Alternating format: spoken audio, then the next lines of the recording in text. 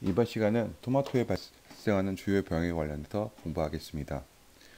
우리나라에서 발생되는 토마토병은 보통 17가지 정도로 추정되고 있습니다. 곰팡이 병류가 9종류, 세균 종류가 4종류, 바이러스가 5종류가 되겠습니다. 곰팡이에는 잎곰팡이병, 검은 잎곰팡이병, 전문잎병, 겨문잎병, 제피곰팡이병, 싱가루병, 시드르병, 입마름역병, 잘록병들이 있습니다. 이 중에서 보게 되면요, 이 입마름역병과 잘록병은 제가 빨간 표시로 해놨는데요. 이건 정확히 말하면 곰팡이가 아니라 일종의 조류에 가깝습니다. 세균에는 풋마르병, 교양병, 불은병, 줄기속성병 등이 있고요. 바이러스에는 황화인말린 바이러스병, 황화바이러스병, 반점 위조 바이러스병, 오이 모자이크 바이러스병, 토마토 모자이크 바이러스병 등이 있습니다. 병의 주요 발생력을 보여드리고 있는데요. 곰팡이병들을 보십시오. 곰팡이들은 주로 언제 발생하나요? 보통 3월, 4월 달에 많이 발생하고 있죠. 이렇게 보면요. 그 다음에 또 10월, 11월 달에 발생하는데요. 어떤 공통점이 있지 않습니까? 이게요. 예, 그렇습니다. 바로 환절기라는 공통점이 있습니다. 우리가 생각할 때 그 곰팡이병은 저온 다습 조건에서 많이 발생한다고 생각하는데요. 그것보다는 실질적으로는요. 그 내부 그러니까 최저 온도 그러니까 주야간 편차가 클 때 주로 발생을 많이 합니다. 그 이유는요. 주야간 편차가 클 시기에는 아침 저녁으로 이슬이 맺히고 일액이 발생하게 됩니다.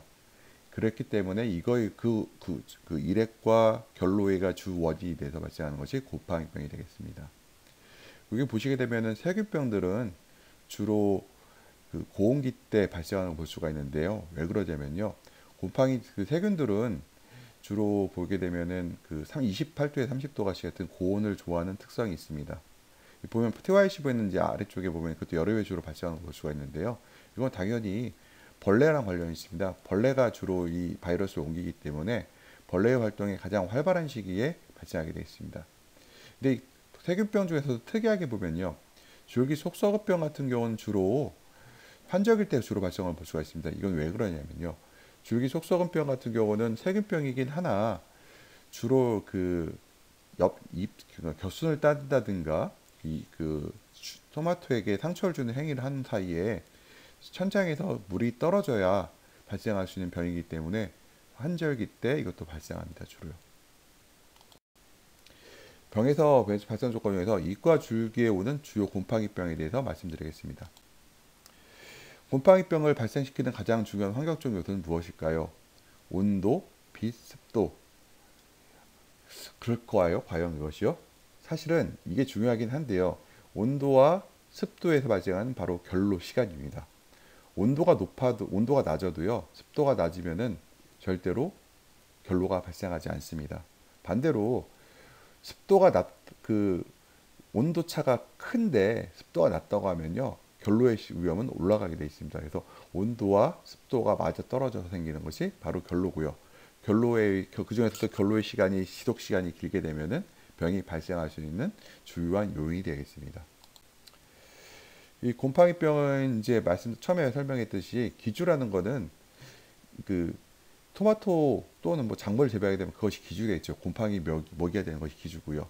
그다음 병원균은 수년간 토마토를 재배하게 되면요. 그 환경에는 토마토 병원균이 존재하게 될 수밖에 없습니다. 그래서 여기서 우리가 제어할 수 있는 것이 환경인데요. 환경이 그 병을 발생의 가장 주요한 원인이다. 시설 제도에서는. 온도는 진화 과정에서 기주가 좋아하는 온도에서 병균이 발생하게 되어 있습니다. 예를 들어서 토마토 역병 같은 입마른 역병 같은 경우는 15도시, 20도씨, 잎곰팡이병은 20도에서 24도씨로 보게 되면요. 15에서 24도씨라는 건 뭐예요? 토마토가 가장 잘 사는 온도가 되겠죠. 그래서 이 토마토가 잘 사는 온도에서는 병도 더 많이 발생한다. 예를 들어서 입마른 역병을 보십시오. 25도가 넘어가면 사실 역병 거의 발생이 안 됩니다. 잎곰팡이병도 보시게 되면요. 고온기 때 6월이라는가 8월달 이런 고온기 때 보면 잎곰팡이 발생을 볼 수 있습니까? 장마철을 빼고는 발생이 거의 되는 걸 볼 수가 없습니다. 온도보다는 우리가 볼 때는 결로 시간이 중요하다. 습도가 높고 결로가 높으면 습도가 높고 결로가 생기면요. 곰팡이병이 식물체를 침입해서 감염되므로 시설 내 결로가 발생하게 하는 게 가장 중요하다는 거고요. 광은 UV에 의해서 병균이 바이오렌이 떨어진다고 하는데요. 병 발생은 병 발생에서 가장 중요한 요인은 바로 입의 결로신경과 밀접한 관계가 있다. 이렇게 설명드리고 있습니다. 한마디로 말씀 저는 이렇게까지 설명합니다. 결로가 발생하지 않으면은 병이 발생하지 않는다. 특히 곰팡이병은 발생하지 않는다. 이렇게 한마디로 요약할 수가 있습니다. 그래서 우리가 그 시설원에는요, 그 프로텍티드 홀티컬처, 그러니까 보호하는 원에 보호하는 원해라는 뜻입니다. 이론적으로는 우리가 시설 원해를 하게 되면요, 곰팡이병이 절대로 발생할 수 없습니다. 왜냐하면 우리 환경을 제어하잖아요. 여기서 말하는 환경이라는 것은 바로 습도 및 결로, 특히 결로를 발생하지 않는 것이 가장 중요한 곰팡이병을 예방하는 방법이 되겠습니다. 세 번째 이야기에서도 마찬가지인데요. 7일까지는 효과가 굉장히 좋은 걸 볼 수가 있었으나 역시 14일 정도 지나 버리니까 약효가 뚝 떨어진 걸 볼 수가 있습니다. 이 세 가지 약제를 봤을 때 우리가 흔히 말할 때 곰팡이 약들, 저희가 이제 만난 사람들 얘기가 곰팡이 약들이 효과가 없다. 혹시 저항성 때문에 그런 것이 아닌가에 대해서 말씀을 많이 하시는데, 실제로 보게 되면은 이 약을 봤을 때요, 굉장히 효과가 높거든요. 다 세 가지 약제가. 단 방제 시기가 놓쳤을 때 발생할 수 볼 수가 있습니다. 근데 불행하게도요, 역병 같은 경우는 잠복기가 5일 정도밖에 안 되지만요, 대부분의 곰팡이병이 잠복기가 14일에서 15일 정도 됩니다. 그 얘기는 뭘까요? 그렇죠. 잠복기라는 것은 우리가 눈에 볼 수 없는 시기잖아요. 눈에 볼 수 없는 시기죠. 눈에 볼 수 없는 시기이기 때문에 병이 감염된 걸 알 수가 없어요. 그러면은 좀 모순이 생기죠. 뭐냐면은 잠복기 내에 약을 치라고 했는데 잠복기가 14일이기 때문에 14일 이후에는 효과가 없다고 됐잖아요. 그럼 약을 칠 수가 없다는 얘기가 되겠죠. 근데 방법이 있습니다. 어떤 방법이 있냐면요, 이 곰팡이병이 모든 병은요, 한 번에 전체 포장에서 발생하는 경우는 절대로 없습니다. 항상 우리가 토마토를 심든 오이를 심든 간에 처음에 심었을 때는 곰팡이 밀도는 낮습니다. 왜냐면요, 거기다 계속 토마토를 심나 오이를 심었다 하더라도 심고 나서는 우리가 청소를 하고 정리를 했기 때문에 곰팡이 밀도는 떨어질 수밖에 없습니다. 그리고 우리가 식물을 심고 나면은 식물이 작고 공기가 작기 때문에요, 공기 환기가 잘 되기 때문에, 식물이 작아서 환기가 잘 되기 때문에 곰팡이들이 그렇게 쉽게 침투할 수가 없거든요. 근데 곰팡이 토마토를 심어놓고 기다렸다가 보시게 되면요, 재배 과정에서 어디가 곰팡이병이 많을까요? 온도 편차가 많은 곳이 곰팡이병이 많이 발생합니다. 그러면 온도 편차가 큰 곳이 어딜까요? 바로 온실내로 봤을 때 출입구 쪽, 측창 쪽, 그 다음에 온실의 약 모서리 부분이 가장 온도 편차가 큰 구역입니다. 그럼 거기서 곰팡이병이 시작하겠죠. 그럼 아래쪽에서 생길까요? 위에 쪽에서 생길까요? 당연히 아래쪽에 생깁니다. 왜 그러냐면요, 잠복기가 14일이기 때문에 14일이라는 의미는 토마토가 약 2화방 정도가 자랄 수 있는 시간이거든요. 그러니까 곰팡이병이 보인다고 하면은 아래쪽에서 먼저 보일 수밖에 없습니다. 그렇다면 어떻게 하면 좋을까요? 잘 보셨다가 취약지구, 입구라든가 모서리 부분의 측창 옆에서 아래쪽에서 곰팡이병이 보일 때, 그러니까 곰팡이병이 포자가 보일 때가 아닙니다. 곰팡이가 보였다는 건 노란 반점이 찍혔을 때 잎을 제거하고 나서, 다른 놈도 이미 감염됐다고 잠복기라고 보고 노랗게 찍힌 놈만 찍는 게 아니라 그 위에 한두 잎을 더 따고 나서 곰팡이 약을 치게 되면요, 우리가 잠복기 7일 이내에 약을 칠 수 있게 됩니다. 중요한 것은 약을 일찍 조기에 발견해서 쳐야 된다는 얘기입니다. 어떻게 다시 한다고요? 온실내 가장 취약지구, 모서리라든가 출입구라든가 측창 옆에서 확인하셔갖고 하엽에서 반점이 한두 개 찍혔을 때 그것만 제거하는 게 아니라 그 위에 잎을 한두 개 더 제거하고 나서 약을 치면 효과가 분명히 있다는 겁니다. 잠복기 14일. 그러면은 이제 우리가 또 중요한 게 있습니다. 포자농도가 낮은 상태에서 결로가 생기면요, 병이 많이 발생하지 않는다. 한두 개 발생하고 조금씩 발생하는데요. 반면에 우리가 예방을 못하고, 그러니까 예찰을 못 해갖고요, 가쪽에, 그러니까 흔히 말하는 취약지구에서 곰팡이병이 발생하고 포자까지 발생하게 되면요, 포자 농도가 온실 안에 굉장히 높아집니다. 그럼 포자도가 높아졌다는 얘기는 병 발생 환경이 조성됐을 경우에 굉장히 심하게 없었다는 얘기가 되죠. 그래서 이게 만약에 초기에 발생을 놓치고 포자 농도가 늘어난 상태에서 한 번 더 결로가 발생하면요, 전체 포자에 굉장히 심각한 피해를 주기 때문에요, 예찰이 굉장히 중요하다. 그래서 예찰과 통해서 반드시 그 병이 초기에 조금 발생했을 때 방지해야 됐다는 얘기입니다.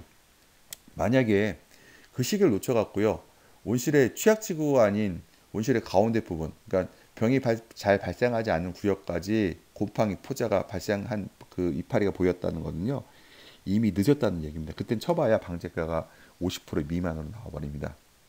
그럼 그때는 쳐봐야 조금 더 제 수확 시간을 연장하는 정도지 방제가 거의 불가하다 이렇게 판단할 수가 있겠습니다. 지금 이 그림을 보게 되면요, 이 전문이병이 많이 발생한 걸 볼 수가 있습니다. 이 사진에 보면 전문이병의 반점들이 보이고요.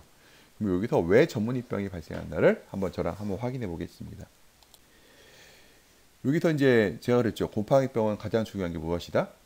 습도, 온도 다 중요하지만 그 중에서도 습도와 온도에 의해서 발생하는 결로가 가장 중요하다고 말씀드렸잖아요. 근데 이 하우스를 보십시오. 어떠한 면이 이 하우스에서 결로가 많이 생기고 이게 하는 조건이 됐을까요?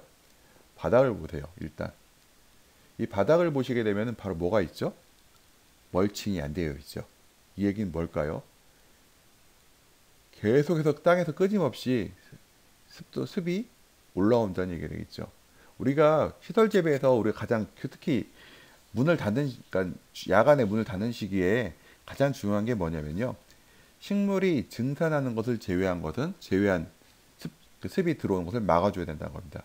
그러니까 바닥이라든가 이런 곳에서 특히 수경재배는 배지에서도요, 배지 같은 경우도 보게 되면은 이게 노출된 배지 있죠.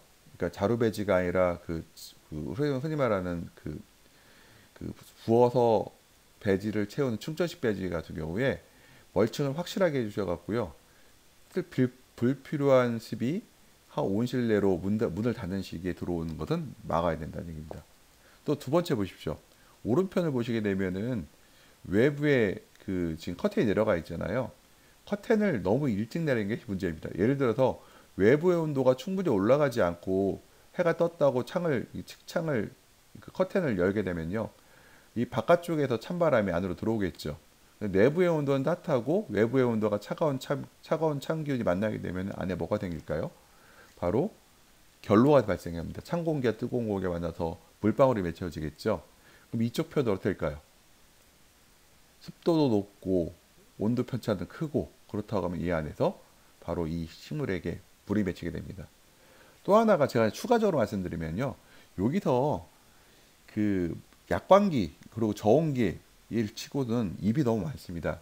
아랫잎이 많다는 얘기는요, 잎이 많다는 얘기는 증산을 많이 한다는 얘기고, 증산을 많이 한다면 불필요한 습이 불필요한 습도가 물이 많이 이 공기 중에 노출된다는 얘기 되겠습니다. 그래서 여기선 해야 될 것이, 사실은 약광기 때 겨울철에는요, 이 측면 같은 경우는 광보다는 보온이 더 중요합니다. 예를 들어서 외부 공기가 함부로 온실 안으로 들어오지 않게 막는 게 더 중요한데요. 그래서 저는 이 온실에 커튼을 내렸으면 좋겠고, 올리고 싶으면 한낮에나 잠깐 내릴 수 있다고 보고요. 그 다음에 저 같으면 멀칭을 할 것 같고요.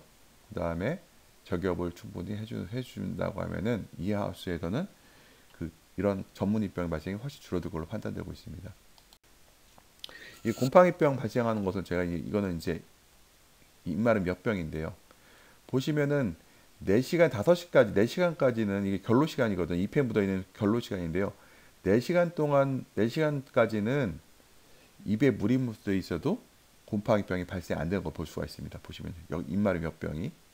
그리고 잎마른 몇 병 보시게 되면 5시간, 6시간 넘어가면서 막 발생하는데요. 시간을 보십시오. 온도를 보십시오. 15도에서 20도씨죠. 15도에서 20도씨 같은 경우는 토마토 잘 자란 온도잖아요. 그 시기에 역병도 더 많이 발생을 볼 수가 있고요. 오히려 30도가 넘어가니까 어떻게 됩니까? 30도가 되니까 거의 발병이 안 되죠. 25도만 돼도 발병률이 뚝 떨어진 걸 볼 수가 있습니다. 그리고 반대로 온도가 너무 쳐도 10도씨까지 떨어져도요, 역시 발병이 덜 됩니다. 그게 뭘까요? 그러니까 저온이라는 뜻은 아니라는 얘기입니다. 역병이라는 것은 저온에서 발생하는 것이 아니라 15도에서 25도 사이, 그리고 결로 시간이 5시간 넘었을 때 많이 발생한다, 이렇게 판단할 수가 있겠습니다. 이것은 그 전문입병인데요. 전문입병 같은 경우는 이제 8시간에서 9시간 결로 시간이 지나고 나서 주로 발생할 수가 있는 걸 볼 수가 있고요. 온도는 보통 25도씨가 가장 발생이 많이 되는데요. 그 전문입병은 약간 고온성 곰팡이병이거든요. 25도씨 많이 발생할 수가 있고, 온도가 10도씨 이하로 떨어지면은 아예 발생 안 하는 걸 볼 수가 있습니다. 그래서 이것도 보게 되면은 제일 중요한 게 뭐죠? 온도인가요? 아니죠. 토마토가 살 수 있는 15도에서 30도씨 사이에서는 병이 발생을 했고요. 여기서 결로 시간이 8시간, 9시간 됐을 때 곰팡이병이 발생하는 것을 볼 수가 있습니다. 가장 중요한 팩트는 바로 여기서 바로 결로 시간이 되겠죠. 이것은 곰팡이병이 이제 저희가 약에 대한 효과를 제가 측정해 보신 건데요. 지금 이거는 전문의병에 대한 그 약효를 제가 측정해 본 겁니다. 보십시오. 곰팡이를 접종을 하고 제가 약을 쳤습니다. 바로 쳤을 때 100% 거의 효과가 있죠. 쭉 가다가 한 일주일 정도 지났을 때 약을 치니까 그때까지 효과가 좋은데요. 14일 정도 지나고 나서는 효과가 뚝 방제가 떨어지는 걸 볼 수가 있습니다. 이 약제에서 그렇게 나타났고요. 두 번째 약제에서도 보게 되면은 전문의병의 약효 시험인데요. 곰팡이병을 접종을 하고 나서 7일까지는 효과가 있었으나 14일 정도가 지났을 때는 방제가 뚝 떨어지는 걸 볼 수가 있습니다. 제가 이제 그러면은 그 병 발생에서 온실 환경 관리가 얼마나 중요한지, 환경 관리 어떻게 되는지에 대해서 제가 보여드리려고 합니다. 우리가 생각할 때요, 좋은 온실, 그러니까 유리 온실이라든가 벨루형 층고가 높은 온실에서는 병이 발생하지 않는 걸로 착각하시는 분들이 있습니다. 지금 이 온실을 보게 되면요, 그 벨루형 온실이면서 유리 온실이고, 흔히 말하는 프리바 컴퓨터로 제어하는 온실이 되겠습니다. 근데 이 온실에서 보시게 되면은 이 온실이 그 2월 작년도 8월에 심어서 2월 달에 다 뽑아내고 다시 심은 온실이거든요. 왜 이 온실에서 문제가 발생했을까 보게 되면 설명드리겠습니다. 그 지상부에서는 이곰팡이하고 그 제피곰팡이병으로 다 쓸었고요. 지하부에서는 시드름병, 푸사리움에 의해서 식물이 다 죽어버렸습니다. 왜 그런가를 한번 보여드릴게요. 우리가 생각할 때 습도가 높으면은 낮으면은요 곰팡이병이 오지 않을 걸로 보는데요. 여기 보시게 되면은 야간의 수분 부족분이 무려 한 4 정도 나옵니다. 3.3에서 4 정도인데요. 우리가 보통 일반적으로 온실에서 보게 되면 야간에 HD 값을 1에서 2 정도로 관리하거든요. 3에서 4가 나왔다는 얘기는 온실이 밤에 야간치고는 굉장히 건조한 온실이 되겠습니다. 근데 이건 사실 좋은 게 아닙니다. 이 얘기는 뜨거운 공기가 밖으로 지금 빠져나가고 있다는 얘기거든요. 그러니까 에너지 손실이 굉장히 큰 온실이죠. 그리고 온도계를 보십시오. 온도를 보십시오. 1번 온도와 2번 온도가 있는데요. 1번 온도와 2번 온도의 온도차가 얼마가 나죠? 한 4도가 발생하죠. 우리가 온실에서 온실을 운영할 때 가장 중요한 게요, 온실 내부에 온도 편차가 생기면은 안 됩니다. 온도 편차가 안 되게 하는 게 굉장히 중요한데, 1번 온도와 2번 온도가 4도씩의 차이가 난다는 얘기는 무슨 의미일까요? 바로 난방관이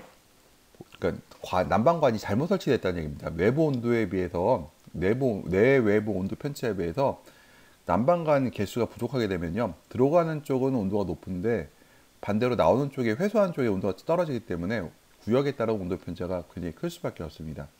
두 번째 보십시오. 온도가 12시부터 새벽까지 어떻게 됩니까? 온도가 아래쪽으로 계속 떨어지고 있죠. 이 얘기는 뭘까요? 난방 용량이 부족하다는 얘기입니다. 우리 제일 온실에서 하지 말아야 될 게 뭐냐면요,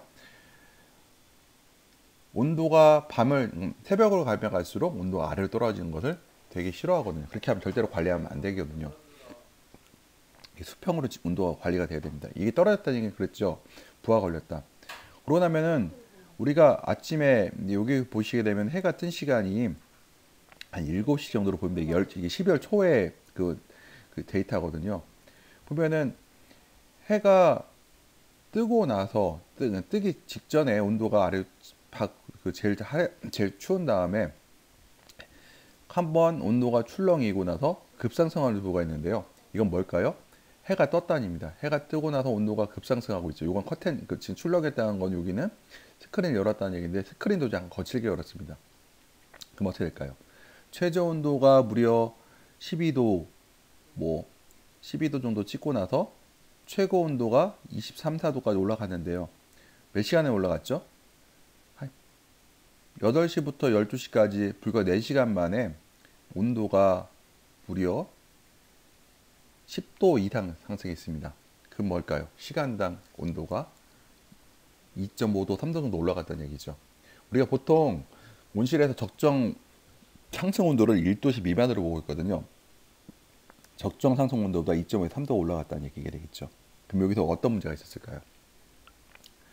바로 여기서 공기 온도는 급상승했으나 비열이 높은 토마토의 몸은 온도가 안 올라갔다는 얘기가 되겠죠. 그럼 어떻게 돼요? 결로가 발생하겠죠. 또 하나가 있습니다. 온도가 급상승했다는 얘기는요. 여기 해가 좋다는 얘기죠. 해가 좋다는 얘기는 무엇을 의미할까요? 해가 좋다는 얘기는 해가 좋은데 좋다는 얘기는요. 이게 일단 위에를 창을 안 열었다는 얘기죠. 창을 안 열고 나서 온도는 급상승했다는 얘기는요. 결과적으로 습도가 절대 습도는 올라갔다는 얘기입니다. 올라간 상태에서 여기서 이슬점이 맺혀버리니까 굉장히 결로가 많이 생겼다는 얘기겠죠. 결로가 많다는 얘기는 아마 제가 봤을 때 이 정도라고 하면은 아랫잎 같은 경우 여기 보시면은 24도지만요. 결로 온도가 이제 17도, 18도잖아요. 식물체 온도는 분명히 12, 3도, 그러니까 야간 온도 최저 온도가 12도, 13도였기 때문에 여기서 올라가지 못하고 여기서부터 여기까지 계속해서 결로가 발생할 확률이 무지하게 높습니다. 그러니까 여기 같은 경우는 저희가 생각해 볼 때 이제 처리 방법이 첫 번째 할 게 일단은 배관이라든가 설계를 좀 다시 해갖고 이 난방부하가 걸리지 않도록 관리해야 될 것 같고요. 두 번째가 커튼 여는 속도를 커튼을 좀 천천히 열거나 늦게 열어갖고요. 충분히 온도가 출렁이지 않도록 해야 될 것 같습니다. 두 번째는 아까 그 온실인데요. 1번화 온도와 2번 온도계가 거의 붙어 있죠. 이 얘기는 뭘까요? 바깥이 따뜻하다는 얘기입니다. 이건 흐린 날이거든요. 원래 겨울에 흐린 날은 따뜻하잖아요. 그 다음에 온도가 천천히 상승하고 있는데 이건 뭘 의미하죠? 맞습니다. 이것도 마찬가지입니다. 뭘까요? 외부 온도가 따뜻하니까 난방부가 걸리지 않으니까 천천히 더 상승하는 건 좋습니다. 근데 여기서 HD 값을 보십시오. 동일한 음식인데 야간의 HD 값이 1에서 2 사이죠. 이건 적정 HD 값 맞습니다. 근데 주간을 보십시오. 주간의 HD 값이 2를 넘어가지 못합니다. 이건 뭘 의미할까요? 창을 전혀 열지 않았다는 얘기입니다. 이거는 창을 열지 않았다는 얘기는 환기를 시키지 않았다는 얘기가 되겠죠. 이습도라고 하면 1에서 2 사이라고 하는 얘기는요. 식물이 증산작용을 못하는 습도입니다. 그럼 이 나무는요. 이 식물체들은 하루 종일 증산작용을 못했습니다. 그거 어떻게 될까요? 못했으니까. 당연히 못했으니까 뿌리가 활력이 없어졌겠죠.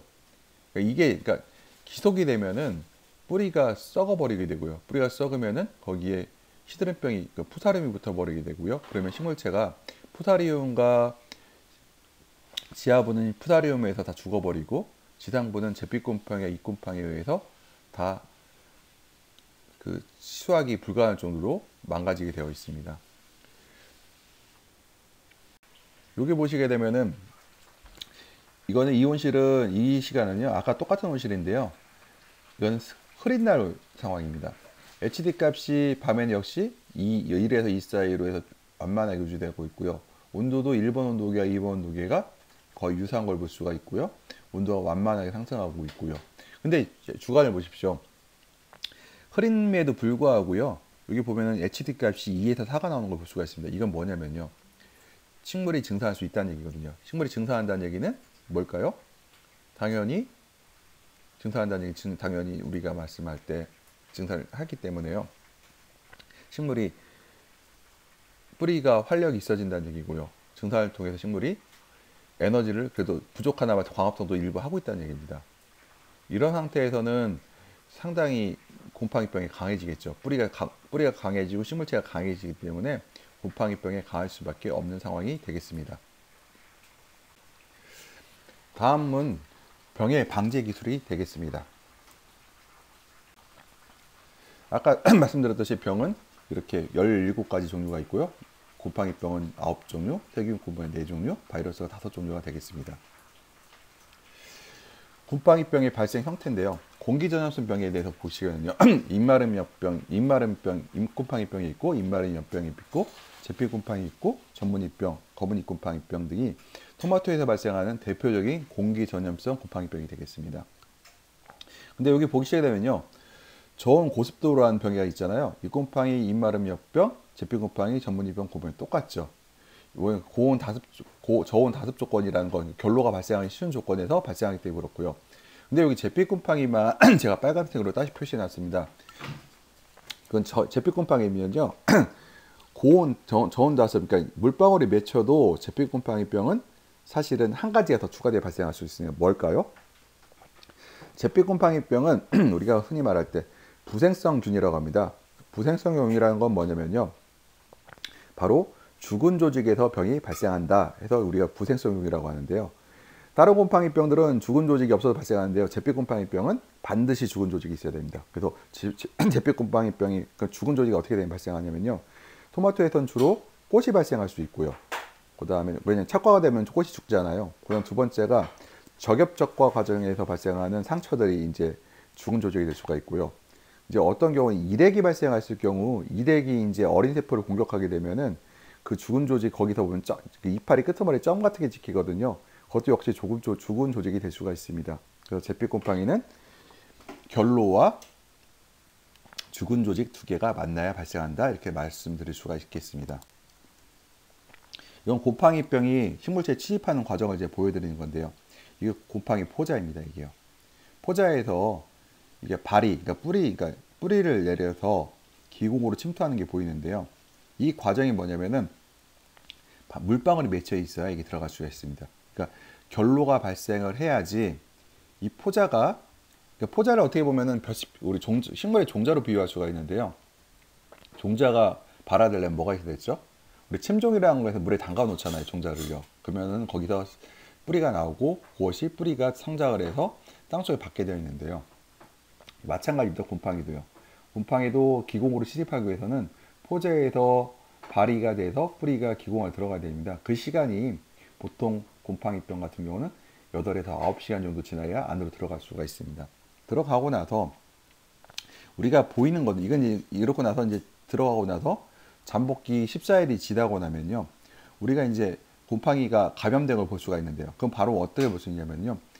이 포자가 나온 걸 보면서 우리가 확인합니다. 포자라는 건 뭐냐면요. 식물이 그러니까 그 곰팡이들이 다 빨아먹고 얘를 다 빨아먹고 나서 바로 탈출하는 과정이 되겠습니다. 제가 이제 그 전에 버섯을 좀 키워봤는데요. 버섯 같은 경우 보게 되면은 배지에다가 버섯균을 접종하고 나면요. 균사가 나옵니다. 하얗게 균사가 나온 다음에 그냥 놔두면 곰팡이가 안 거기에 포자가 안 생기고 우리가 말하는 그 버섯을 얻을 수가 없습니다. 그 버섯의 포자는요. 그 버섯에서 나오거든요. 버섯에서 나오는데 이것을 그냥 주면 안 되고요. 환경이 좋으면 안 나오고요. 얘를 죽을 정도로 우리가 스트레스를 줍니다. 예를 들어서 느타리 버섯 같은 경우는 20도에서 쭉 관리하다가요. 갑자기 온도를 30도로 올린 다음에 다시 10도로 떨어뜨려 이 충격을 몇 번 주게 되면 얘가 버섯이 발생합니다. 왜 그럴까요? 이 곰팡이들이 나 여기서 도저히 살 수가 없구나. 자손을 번식시켰다고 해서 포자를 발생시키는데요.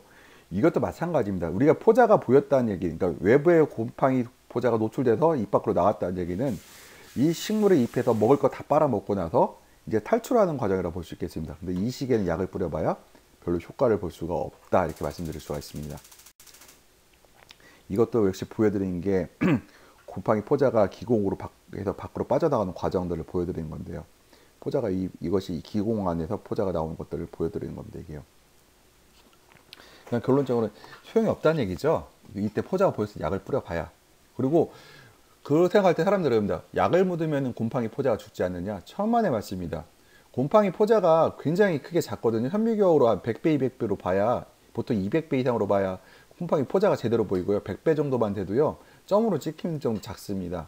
근데 우리가 포자가 보였다는 얘기는요, 보이는 포자라는 얘기는 포자 한 개가 아니라 수십만 개가 겹쳐 있는 상태입니다. 약을 뿌려봐도 겉에 있는 포자는 죽을지 몰라도 그 안에 있는 포자는 죽지 않습니다. 왜냐하면 포자가요, 특이하게도 물을 튕겨내거든요.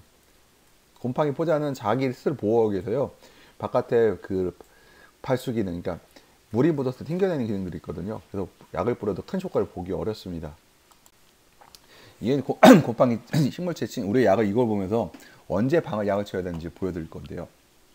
보시죠. 곰팡이가 발생을 하고 포자가 날립니다. 이게 우리가 말하면 제가 말씀 첫 번째 단계. 온실의 취약지구에 제가 말씀드렸잖아요. 취약지구 어디다?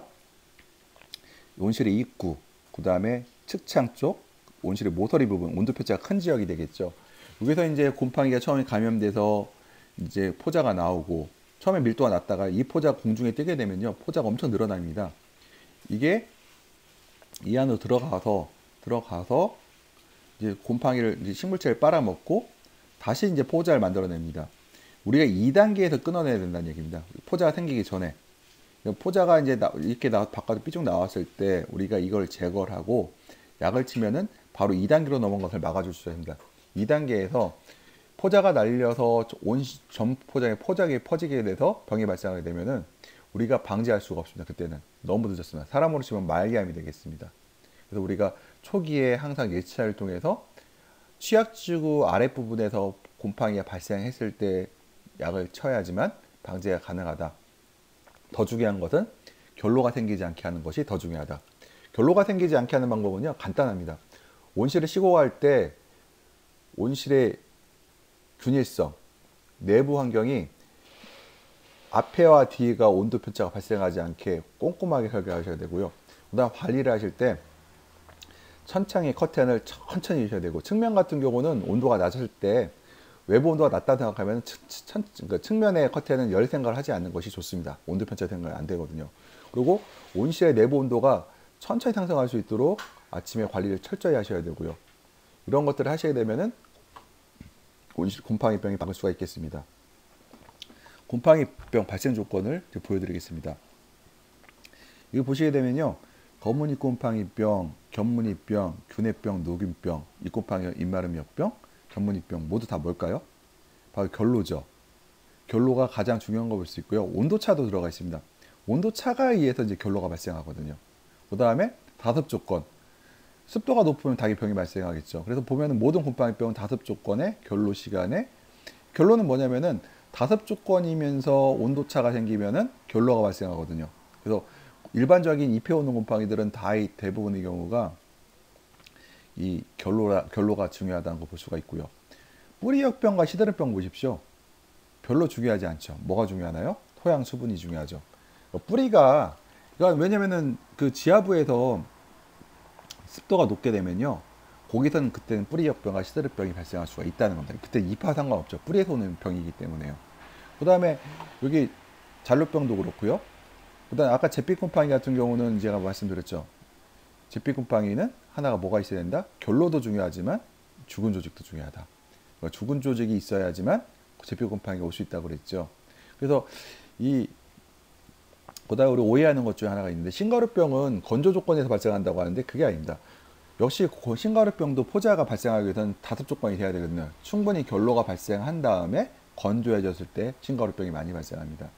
또 시드름병 같은 경우도 습해에서 시작한다고 써있는데요. 왜 그러냐면요, 시드름병에서 원인균인 푸사리움균의 경우 우리가 흔히 말할 때 이것도 부생성 경우를 안 하고, 이런 시드름병 같은 경우는 부생성이 강한 균이라고 합니다. 뭐냐면은 얘도 죽은 조직이 조금이라도 있으면 거기서 이제 시작을 하고요, 살아있는 쪽으로 파고 들어갑니다. 얘는 잿빛곰팡이와 다르게요. 그래서 잿빛곰팡이병은, 시드름병 같은 경우는 죽은 조직에서 시작을 해서 안으로 파고 들어가기 때문에요, 역시 얘도 습해가 시작되면 병이 심하게 발생합니다. 그래서 이건 다 뭐죠? 잎에 오는 곰팡이들은 입에 결로가 발생해서 발생하지만 지하부에 오는 곰팡이병들 뭐라고 했죠? 여기서 보게 되면은 지하부의 습도가 높을 때 발생을 하게 되겠다. 이렇게 여기서 설명드릴 수가 있겠습니다. 세균병의 발생 조건을 보시게 되면은 이게 세균성 반전병은 이제 제가 이제 하나 그냥 간단하게 말씀드리면요. 우리나라 시설 토마토에서는 발생이 없다 이렇게 보셔야 됩니다. 이게 세균성 반전병은 노지 토마토에서 많이 발생하는데 내가 노지라고 표시해놨죠. 시설에서는 거의 발생이 안 됩니다. 왜냐하면 결로하고 저온인데요. 다습 조건인데요. 우리나라 하우스에서는 비가림이 되어 있고 이슬을 많이 맺지 않기 때문에요. 이 세균성 반전병이 오기는 굉장히 힘듭니다. 그래서 곰팡이병을 보시게 되면은 뭘까요? 고온 다습 조건에서 세균병은 많이 올 수가 있고요. 특히 고온입니다. 그 다음에 뭘까요? 궤양병은 특이하게도 종자 전염이기 때문에요. 종자에서 감염되지 않으면 올 수가 없습니다. 우리나라 이건 특히 궤양병 같은 경우는 외래에서 온 전염된 병이라요. 국내에 일부 번졌다곤 하나 아직까지도 대부분의 경우는 종자나 육묘 과정에서 발생하는 것이 원칙입니다. 이 보면은 다 고온 다습 조건이 되겠죠. 그 다음 풋마른병을 보십시오. 얘는 뭘까요? 토양 수분이죠. 이것도 마찬가지입니다. 풋마른병은 스스로 침입할 능력은 없습니다. 반드시 상처가 있어야 되거든요. 왜냐면 토마토에게 뿌리 쪽에 상처를 주는 뭘까요? 바로 토양 수분이 높아서 식물이 뿌리에 상처를 입는 경우가 되겠죠. 그 다음에 이제 풋마른병 이런 경우도 옵니다. 반드시 여름철에 보면 우리가 선충 피해가 오게 되면요. 풋마른병도 오게 되어 있습니다. 왜? 선충이 풋마른병이 들어올 수 있는 구멍을 만들어냈죠. 그래서 대개 보면은 선충이 발생하게 되면요. 토마토는 선충에 의해서 죽는 게 아니라 선충에 의해서 병이 시작은 되다 죽는 것은 풋마른병이나 시들병으로 죽는 게 대부분입니다. 그래서 세균성 발생 조건은 여기 말씀드렸듯이 고온 다습 조건이면서 토양의 수분이 많을 땐 풋마른병이 오고 궤양병은 종자에서 온다. 이렇게 말씀드릴 수가 있겠습니다. 바이러스병 보십시오. 바이러스병 보세요. 바이러스병은요 고온 건조죠. 신기하게도요 제가 말씀드릴 수 있는 게 환경이 좋은 하우스에서 관리를 안 하게 되면은 바이러스병 더 심하게 옵니다. 오히려 왜 그러냐면요 벌레들이 토마토를 잘 키우는 환경에서 되게 좋아하거든요. 그래서 보면은 고온 다습 고온 건조기후 그러니까 벌레가 살기 좋은 조건에서 오게 되죠. TMV나 뭐 TOSW, TYLCV, TOCV 같은 경우 전부 다 얘는 TMV는 진딧물, TSW는 총체벌레, TYCV, TOCV는 담배가루 옮깁니다. 우리가 TOMV라든가 TMV 같은 담배 모자이크 바이러스라든가 아니면은 토마토 모자이크 바이러스 같은 경우는 제가 이걸 빼놨는데요. 왜냐면은요, 걔들은 종자 전염, 그러니까 그 바이러스 그것들은 벌레에서 전염을 안 하고요. 종자로 오고 접촉 전염이 된다고 하나 토마토에 심각한 피해를 정도로 피해는 안 오거든요. 우리가 거의 무시하는 바이러스입니다. 그래서 요 네 가지 바이러스만 조심하면 되겠고 요것들은 벌레를 잡아야 해결된다. 그러니까 바이러스 병이 약이 있다고 뭐 사람들이 그러는데요. 저는 그건 좀 신뢰하지 않고요. 바이러스 병을 막는 방법은 벌레가 못 오게 하거나 벌레가 생겼을 때 조기 방지하는 방법밖에 없다. 이렇게 말씀드릴 수가 있겠습니다. 그 다음에 이제 영명인데요. 우리가 이제 여기서 이제 깊게 공부하기 때문에 제가 말씀드리는 건데 우리가 영명을 표시해놨습니다. 그러니까 왜 그러냐면요. 이 한글명이 있고 영명이 있는데 나중에 구글 검색 같은 거 하시더라 보면은 참고로 추가로 공부하실 때요. 이 영명을 주시게 되면은 그 요즘에 구글에서 검색이 잘 되거든요. 한글 번역도 잘 나오고 해서 이 병에 대해 알고 싶어요. 한번 더 확인해 보시라 했나요? 이것도 이제 곰팡이병, 그러니까 이런 병에 대한 세균 그 뭐라고 하죠? 영명과 학명, 그다음에 뭐 바이러스의 영명과 학명을 제가 표시해 놨습니다. 그런 이거 보시고 나서 나중에